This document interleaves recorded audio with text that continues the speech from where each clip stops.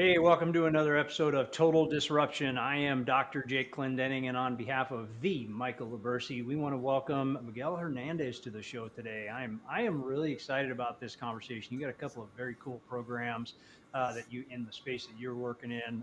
So yeah, welcome to the show, man. Tell the audience a little bit about you. Well, thanks for having me. So currently, I'm a mental health therapist. So I'm practicing through Ohio, and but I'm also trying to do coaching.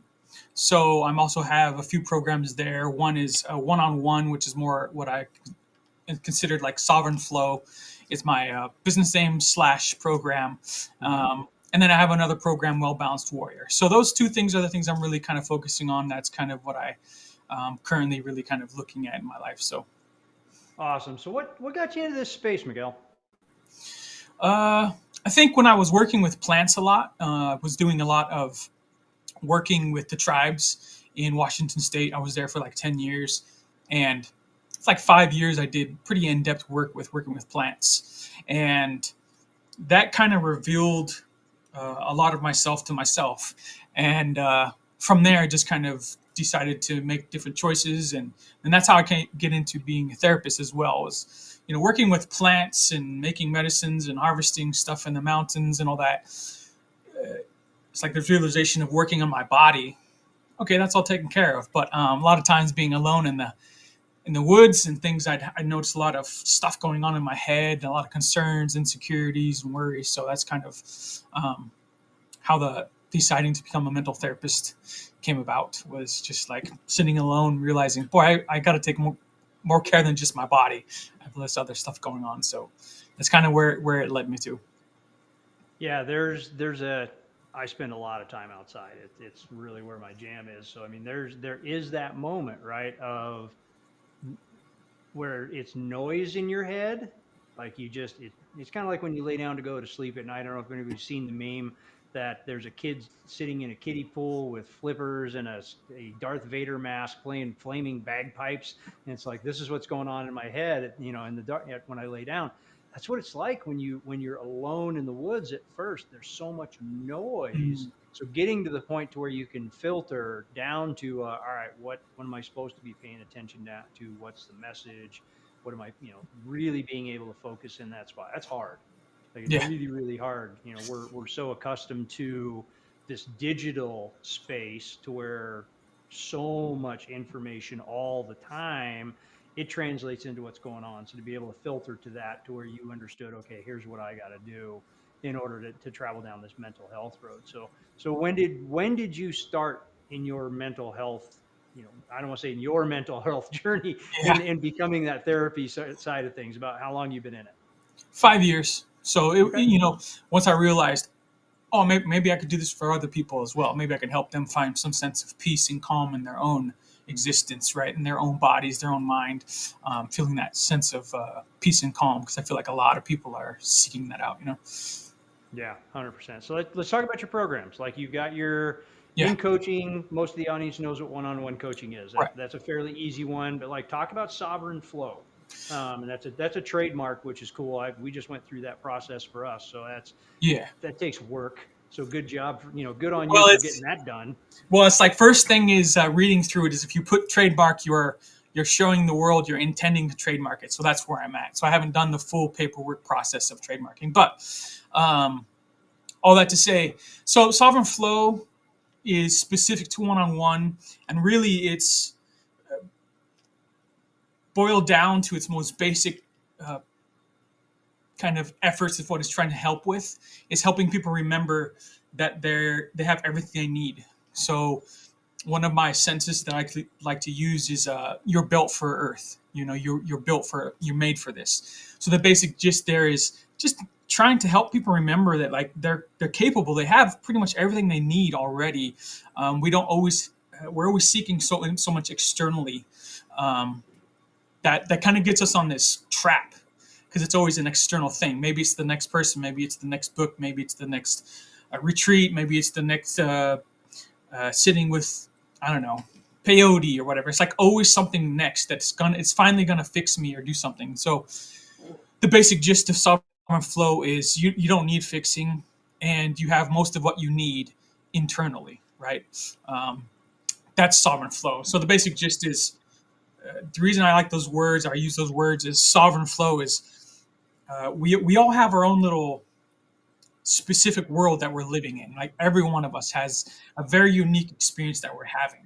And so the more we're able to really get into that comfort state of I am who I am and there's nothing wrong with that, it kind of adds to the notes of the symphony of the world of all of us, right? So we're all different kind of notes to some extent. Um, and flow, recognizing how often we're constantly battling ourselves and the world and the experiences that we're having, like, oh, it shouldn't have happened that way. But it's like, things happen and there's nothing you can do about shoulds or shouldn'ts or coulds and could haves. It's just like, so the flow is just kind of like, how do you find your unique position in this world and just try to flow through that without so much resistance to what it is, really is kind of the basic gist of that. Yeah. So it's a bigger journey, right? We can Yeah. easily say, hey, you got to find, all you got to do is find your purpose, get in the flow, and there you are. I talked to, Stephen Purry is one of our guests we've had that talks about the flow state. And you Mm, talked about that before, and you're referencing getting into the flow. I've talked to a couple other people that are, looking for divine purpose and what's the channel. mm, I love that you said it's a note contributing to the symphony of the world. mm. Like, I wanted to back that bus up because that's a beautiful quote, man. If Yeah, you yeah, have not like put that on a coffee mug and a hat yet, you better do it because that's a good one. It's a note in the symphony of the world. That's a beautiful quote. I really, really love that. So I wanted to bring that back. So like, yeah, let's talk about let's give the audience something actionable. Let's give yeah. them something they can do. Obviously, the easy button is reach out to Miguel, get on his coaching roster, Right, right. hire a coach. We know all the standard things. We know that. But like, what's one thing they can do today to start to discover it? Um, I think the first thing is, well, there's two like simultaneous things that I find has helped through this whole process of being a therapist and now coaching is one is you have to be aware of it. First, you have to be aware that like who I am, what I am currently as is, right, without judgment, right. That's a huge part of sovereign flow. Is a lot of like mindfulness stuff. Is like just be aware of like who I am, what I'm like, what my attitude's like, what I tend to respond to the world like, so that really getting to know oneself. And the other thing I was going to say was acceptance. So like first be aware of who you are, your patterns, your habits, your beliefs, your belief systems, your structures, all set in place, and then accept that that's all that there is, and that's okay, right? Because it's hard to change or find yourself if you don't even have any awareness of who or what you are about, like what your patterns are, what your rhythms are, what your belief structures are, because then you're always just kind of pulling at threads. But the more you become more aware of yourself, the more you're able to make the changes, right? So the biggest thing there is you can't change what you don't know. So that's the whole point of that, is just become aware of yourself there, without judgment. And that's the huge two pieces. So how can one do that? I'll tell you the one way I did it, which I love. One of the biggest things I had recognized was maybe I do have a bad temper, and maybe I'm not as happy as I think I am. And I saw those two live together quite often. So when I first, again, realized it and then accepted that, like, maybe I could do better, I could have a little less of a temper, I began to just recognize all the moments that my temper would arise. Just pay attention. Oh, okay, so I'm sitting in line, I'm driving in the car, my son's repeating the same thing over and over, repetitious kind of things being apparent. And I just began to look at all those and then just start to dig into myself of like, why does it matter? Why do I get so upset sitting in a line at the grocery store? What was that all about? So curiosity is a huge tool. It's probably the main tool that I use, curiosity, because true curiosity is, there's no judgments, there's no care about what it looks like or what it is. It's just a constant like, I wonder, or experimentation or whatever. So, yeah, does that help, or you need something even more? Yeah, no, that's like I want to reiterate that a little bit. Yeah. True curiosity is without judgment. Yeah. And that is 100% amen. Do I agree with that? Absolutely true. We talked about that in my most recent book that I wrote. We lost that. Mm, So many of us lost it. There was a stage in our childhood, our youth, our younger selves, to where we were curious about everything. We yeah. wanted to know everything for the simple purpose of knowing it. We took stuff apart to understand how it worked. We went out and we ate dirt to see what it tasted like. Hmm. Like, I mean, it was curiosity for curiosity's sake, for knowledge sake, for understanding, no judgment. And Mm, there was a spot. It's probably different for everybody, right? And it's that right preteen hmm. space somewhere. Some of us, our soft spot lasted a little longer than others. Maybe it was 12 years old. Some of us, it was 8, 9 years old. That we didn't lose it. We just packed it away. Yeah. Like we just packed it away, and we decided, this is my view of the world. This is now my view of the world. This is how I'm going to approach it. And you said something earlier that brings this into focus of, we're all having an individual experience. Every one of us is having a unique experience. And there's some research that goes into this, and I'm sure you've heard it, is at any given moment, there are 40 million bits of information flooding past us in whatever capacity. Just 40 million bits of information: light sensitivity, sound sensitivity, warm, cold, how my stomach feels, all the things, 40 million. And yet we're only capable of receiving about 125. Yeah. 125,000, 125. So Yeah. that is the easiest way, and it blows. I've actually done this on stage. It's one of my favorite things to do. I've got a 5-gallon Home Depot bucket, Uh-huh. the orange Home Depot bucket that is full of confetti. It makes the event organizers really irritated when I Yeah. do this, but I'll take this bucket of confetti and I'll walk into the audience and I'll say it's full of water, and it's full of 40 million pieces of water, and I'll pick somebody out of the audience and I'll say, here's your experience, and I'll hit them with the confetti, like totally just out of the blue. It makes some people mad because I made the wrong pick, but Yeah. like, and I make a hell of a mess. But I'm like, but you only caught 125 pieces of Yeah. all of that. Yeah. So your experience, the neighbor's experience, everybody in the same room's having a different experience, Yeah. and it's so true. And that's where your vision of what's going on in the world is, after that curiosity piece. Once you say, okay, I've learned all I need to learn, and now I'm going to be annoyed in the grocery store line or whatever, it's a decision. You're choosing to march down that road, and you just have to go back and unpack that curiosity piece. I think that's so very powerful, Miguel. Like, Mm-hmm. it's so critically important. I mean, I've really dove into this myself recently. Uh-huh. So yeah, and without judgment. Yeah. That's the real trick, right? Yeah. So is That's doing it with it. And the funny thing is, why are we self-judging? yeah. What on earth? Who decided that there's a jury in the back of our mind that gets to pass judgment Yeah. upon, who we? Yeah, it's a ridiculous notion. And I know I'm simplifying that. Awesome. Put it in the comments. Yell at me. Cool. Go for broke. Let's have fun with it. But the reality is, we don't need to judge ourselves. We're Right. we're making assumptions that don't necessarily exist. Yeah. Yeah. So yeah, I Yeah. love that. The other thing you just pointed out about curiosity is those that age group is they're putting things in their mouth without fear. They're doing that thing. They're walking that thing. They're climbing that thing. They're testing that thing. They're taking that thing apart. They're breaking things, and there's not a lot of fear in there, right? So that's why, again, curiosity is so powerful, because as we grow up, it's like how often I'm like predicting, right? And that's this great, wonderful part of the brain, is like we're predicting things. Okay, make sure I'm not getting hurt. But curiosity is like going inward. Is there's no fear about what I'll find or what is there or what is it that I'm experiencing. It's just like, oh, that's interesting. I wonder why, right? But And there's the right questions right there. yeah, Like, I don't want to breeze past that, yeah, yeah, because yeah, that's a critical step absolutely, in this piece. Is you're going to go you find it interesting. I wonder why. exactly, That's the exactly. curiosity. Tell me more about that. You're asking yourself the questions when you're going in Hmm. of everything that's in you. It's already there. Yeah. Like plain and simple. There's nothing to be afraid of. There's no hidden dragon in a closet. Right. There's nothing Right. terrifying like that. You're not going to find something you are unaware of, Yeah.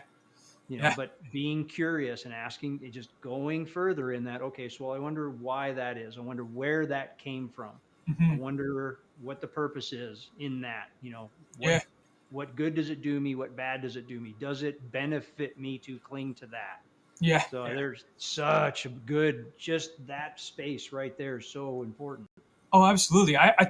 When I'm with my clients and talking to them, that's really the thing I'm really like at first always talking about is like, just be curious and see what arises, and then be curious about what arises from there, and then be curious about what arises from there. So whatever answer you come up with, whatever comes up from the curiosity, just being more curious about that next thing. Because what I have found is um, that fear and the other things start to jump in, and then security when we do the digging in ourselves. Because partially, I think some people deal with the fact of like they may be concerned that like it's real and it's true.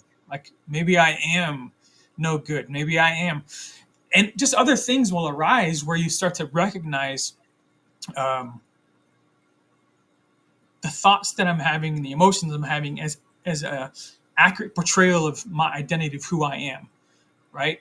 And when you're able to recognize that this is just thoughts and feelings and experience of having because I'm being curious about myself, uh, pulling oneself away from that, right? So the next big tool I would say beyond uh, curiosity, true curiosity, is that non-attachment, because it's a necessity. Once you start to slip into that, I feel like it's a very adult thing to do. With curiosities, we tend to start to do judgment, right? We fall into that.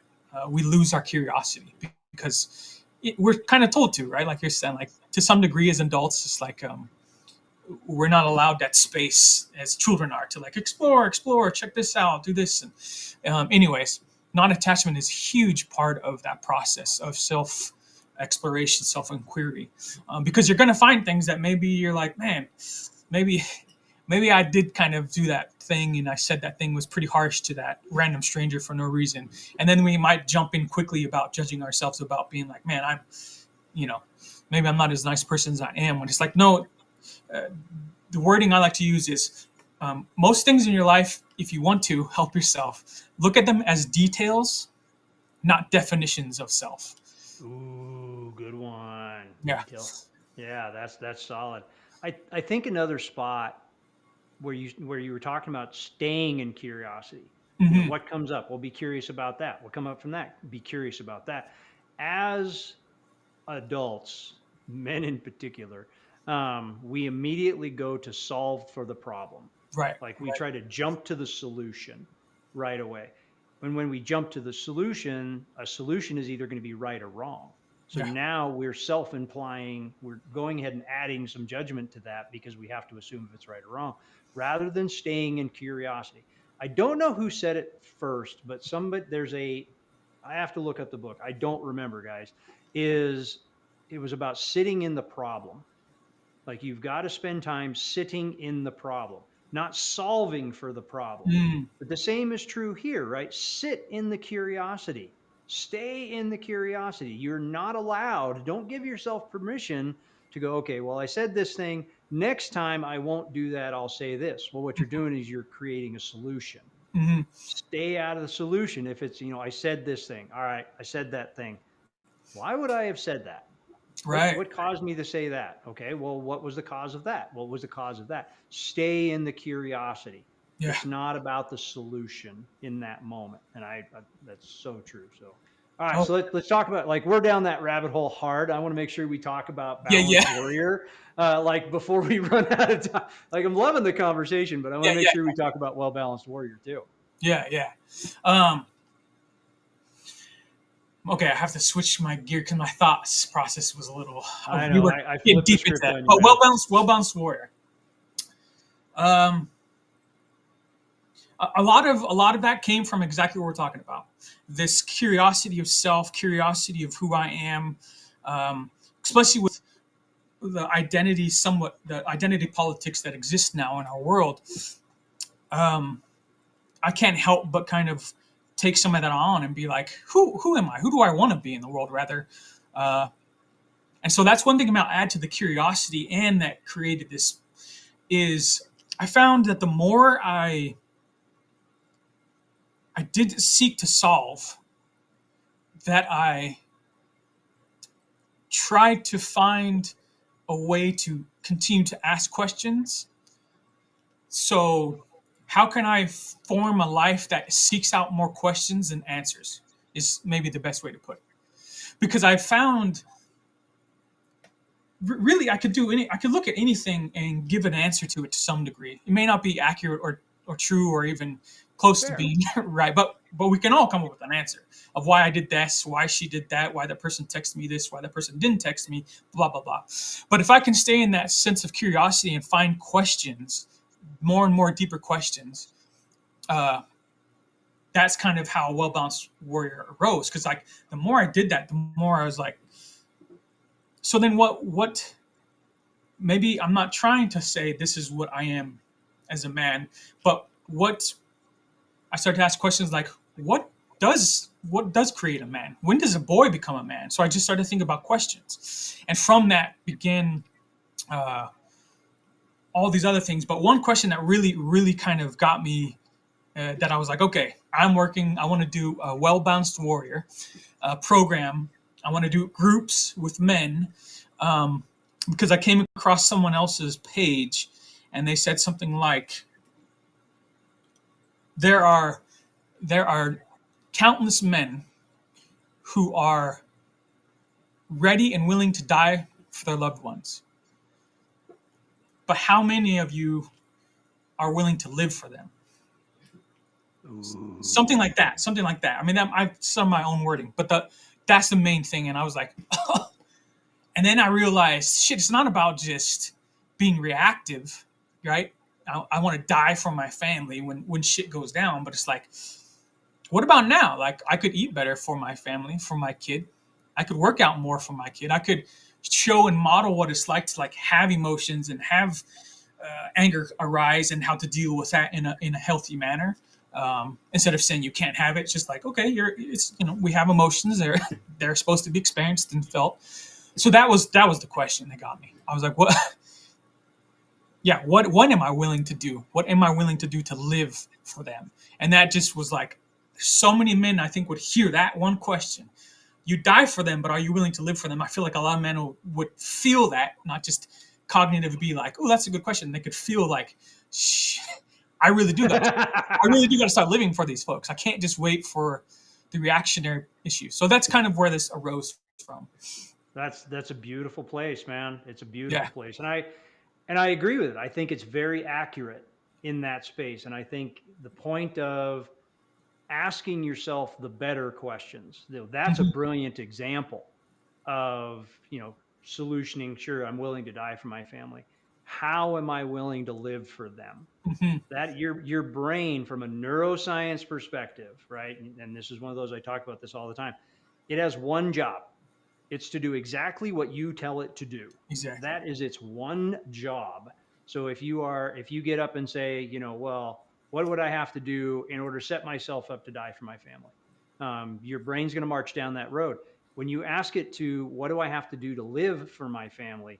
It is a completely different manifesto that your brain is going to unpack, which is going to cause you to now focus on other things, which is going to require you to be curious about things you had not been curious about before. Like, it's so asking yourself those better questions. Yes. And this is there's some self-coaching involved there. Yeah. There's an easy button to this. Hire a coach and they can help you march down this road, because the reality is nobody succeeds alone. We're a herd animal, guys. Plain and simple. It's great to spend time with yourselves, but nobody. So, all right, man, Miguel, in the last minute, how do we reach you? How does the audience get a hold of you? So emails, it's probably best, and that's Miguel@sovereignflowcoach.com. You can text. My phone number is 360-471-1188. When you text, just let me know, hey, I heard this, or I'm thinking about Sovereign Flow, Well Balanced Warrior. Just letting me know what's going on. I do have a web page, but I'm working on it. But it's sovereignflowcoach.com and /1-1 coaching, so one-on-one coaching. And then my Facebook page is Miguel Hernandez, and I live in Kentucky. I don't know if those words will help you, but yeah, those are the most often easiest ways to contact me. Email and text though is really the best. Awesome. Love it. So if you guys can't for some reason reach Miguel, you know how to reach me, you know how to reach Michael. Reach out to say, hey, I want to get a hold of Miguel. We'll send you the links to that so you can make sure you're connected. So Miguel, this has been awesome. Yeah. Love the conversation today. Thank you so much. We are up against the wall on this. I am Dr. Jake Clendenning, Miguel Hernandez, and on behalf of the Michael Laversi, it is your turn to disrupt.